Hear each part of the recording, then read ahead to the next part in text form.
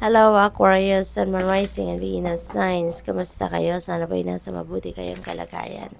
Welcome back po sa Star Tarot. Kung bago kayo dito, welcome din kayo. Thank you for your support. I truly appreciate it. God bless you all. Aquarius, pauna mensahe ninyo, Page of Pentacles.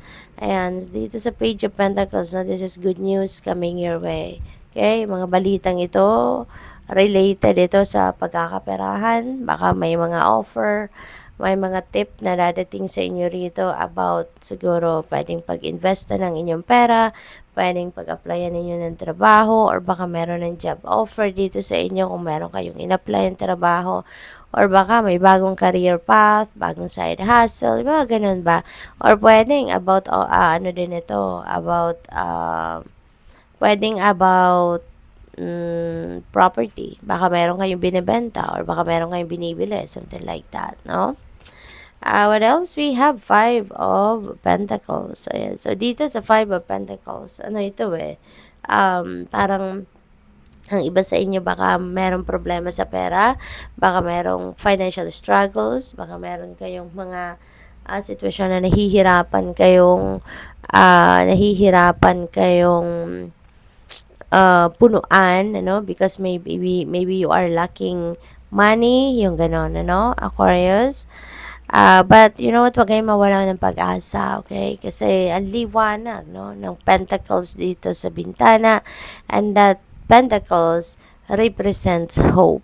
Okay? Ito yung panawagan sa inyo rito. Keep your hope alive, no? Kasi when you are hoping for the best possible outcome, parang tinataas din ninyo yung vibration ninyo. And when you're high vibe, mas mag-a-attract kayo ng mas magagandang sitwasyon, mas magagandang energies, no? Positibong energy sa buhay ninyo. And with that, no, positive situations and positive outcome dito ang maa-attract ninyo towards you, okay? We have King of Wands. Ayan. So, si King of Wands naman, this is about leadership, no? This is about leadership. So, siguro ang iba sa inyo dito is going to be promoted to a leadership role. Pwede rin na ang iba sa inyo rito will be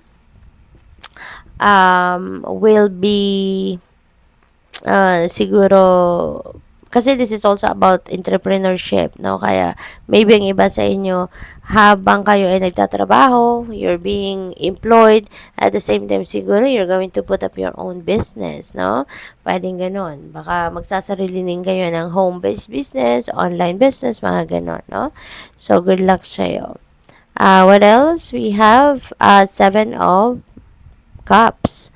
Ayan. So, tignan ninyo. Huwag kayo mawalang pag-asa. There are multiple opportunities coming your way.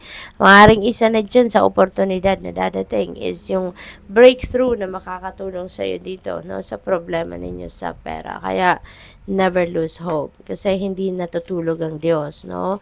God never sleeps. At alam niya kung kailan mo kailangan ang isang bagay. Okay? Kaya, tune in lagi sa iyong intuition, Aquarius, kasi that will guide you, no? Kung saan na kayo dapat papunta, ano na dapat na i-prioritize ninyo, okay? We have the dark. Take a moment to sit under the star-speckled sky, listening to crickets and breathing in cool night air. Alright? So, ito parang inibitan kayo dito na mag-take time kayo to mag-stargazing, no? Napakaganda kasi pag nag-stargazing, Aquarius, parang napakalakas ng connection natin, parang napakalapit natin sa universe, napakalapit natin sa Panginoon. Kaya, ayan, bigyan ninyo yun sa sarili ninyo, no? Kasi parang parang nagme-meditate din kayo kapag nag-stargazing kayo, lalo-lalo na kung nakafocus lang kayo sa skies. Bigyan ninyo yan kasi it's very relaxing, no? Very relaxing, very rejuvenating.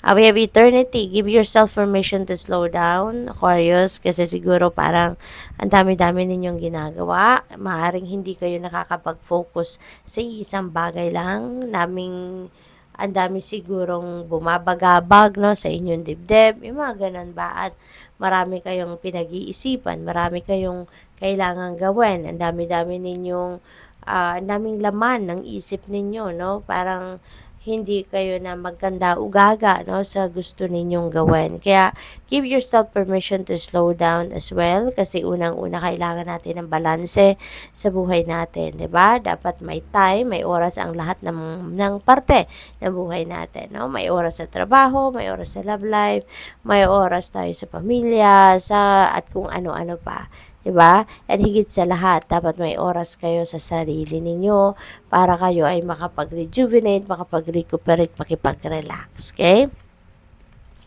We have replenish and the sun will rise and we will try again. Alright? So, this is a time for you to replenish your lost energy para nga naman maging handa kayo for the next day's challenges at maging handa kayo sa kahit anuman ang pwede pang dumating sa buhay ninyo, ano pa ng mga mangyayari sa buhay ninyo. Okay? So, eto, no, yung pag-stargazing ninyo, that is one way of relaxing and replenishing your lost energy as well. Kasi pag nakatingala lang kayo sa skies, parang nakaupo lang kayo o nakahiga kayo, no, mararamdaman ninyo na parang may healing energy, no, nababalot sa inyo dyan. Kaya subukan ninyo yan and it will help you a lot. Good luck. Thank you for watching. Love and light. Namaste.